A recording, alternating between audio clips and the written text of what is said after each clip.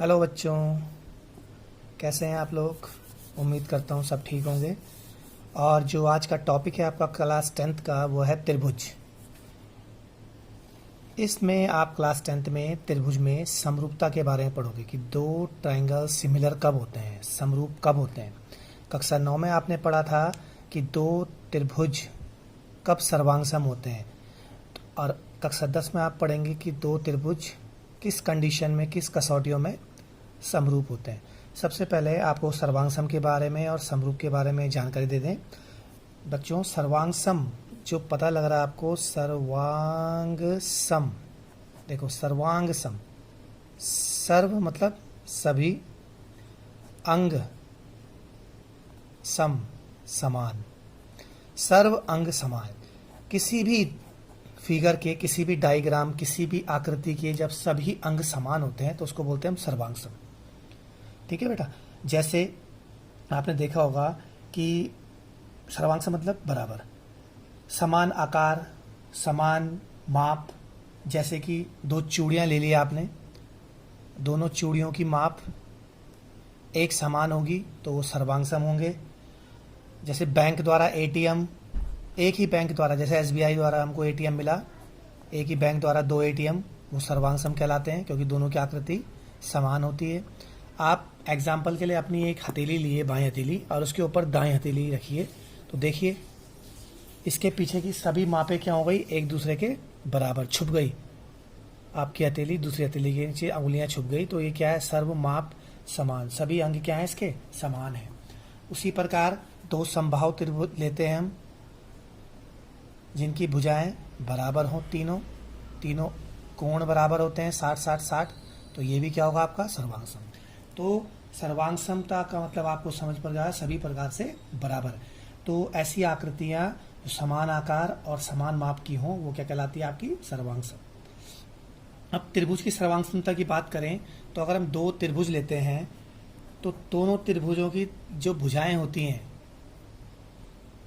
वो आपस में बराबर होंगी, संगत भुजाएं। ये इसकी संगत के बराबर होगी, ये वाली भुजा इस भुजा की और ये वाली भुजा इस भुजा की, तो ये कहलाएगा आपका सर्वांग सम त्रिभुज। इसमें कसौटियां बताई थी आपको, साइड साइड साइड, भुजा भुजा भुजा, साइड एंगल साइड, भुजा कोण भुजा, राइट हाइपोटेनस साइड,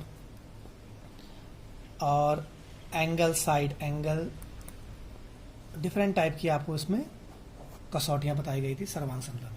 उसी प्रकार अब हम त्रिभुज की समरूपता की बात करें तो त्रिभुज की जो समरूपता होती है, समरूपता, समरूपता, सम मतलब समान, रूप मतलब रंग, एक जैसा रूप, कि जैसे किसी के दो चित्र दिखने में तो एक जैसे हैं परंतु उनके अंग बराबर हो जरूरी नहीं है।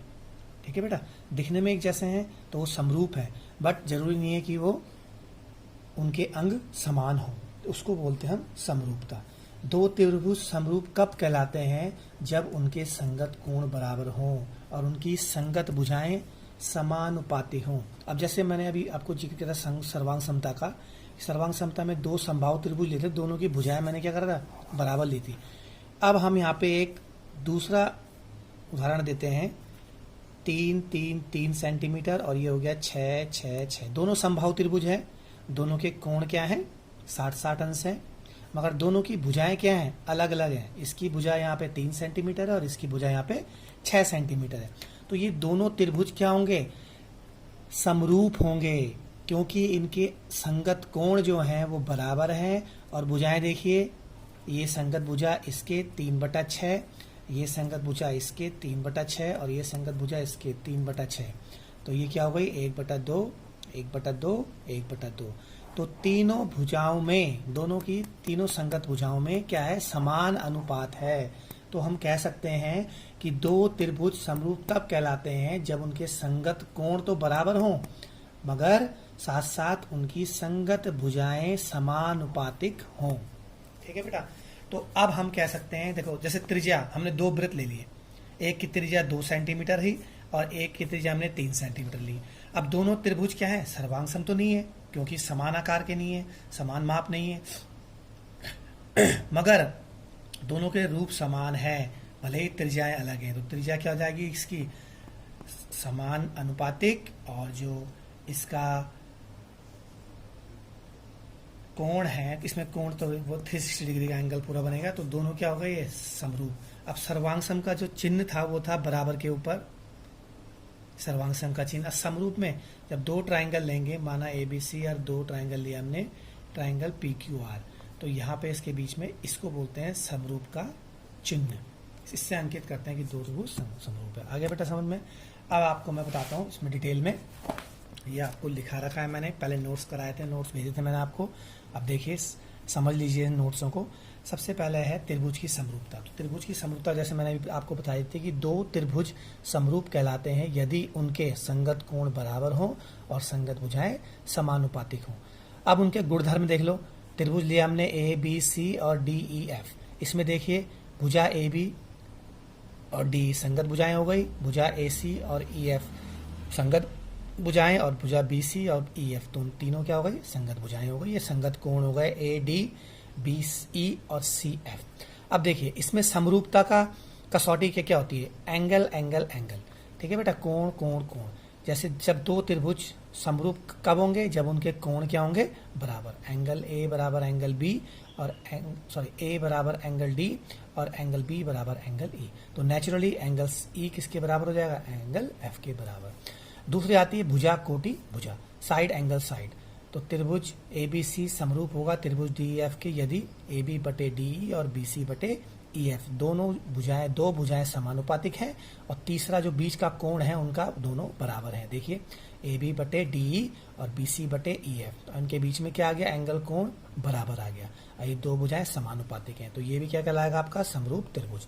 भुजा भुजा भुजा, तो त्रिभुज ABC सिमिलर हो जाएगी त्रिभुज DEF के भुजा भुजा भुजा। तीनों भुजाएं जब समानुपातिक होंगी तभी भी कहलाती हैं ये समरूप रेखा। अब एक चीज का ध्यान रखना बेटा, इससे ज्ञात होता है कि जितनी भी सर्वांगसम आकृतियां हैं, सर्वांगसम, वो सबकी सब क्या होंगी, समरूप होंगी। बट जितनी भी समरूप आकृतियां होंगी वो सर्वांगसम नहीं होंगी। तो सर्वांगसम की जितनी भी कसौटियां हैं उससे आप दो त्रिभुज को समरूप भी लिख सकते हैं, मगर समरूप की जो कसौटियां हैं जरूरी नहीं हो सर्वांगसम। ठीक है बेटा, इन दोनों में डिफरेंस है ये। अब आपको देखो इसके बारे में मैंने अभी आपको बताया था कि सर्वांगसमता, सभी अंग समान, जो आपको हेडिंग से ही ज्ञात हो रहा है, सर्व अंग समान, सभी अंग समान। जब दो चित्रों के सभी अंग तो दूसरे के बराबर हो तो वो कहलाती है सर्वांगसमता। और समरूपता जब दो चित्र दिखने में एक जैसे हो परंतु अंग बराबर ना हो तो वो कहलाता है आपका समरूप त्रिभुज। अब इस आधार पे आप 6.1 एक्सरसाइज कंप्लीट करेंगे। ठीक है बेटा, बाय।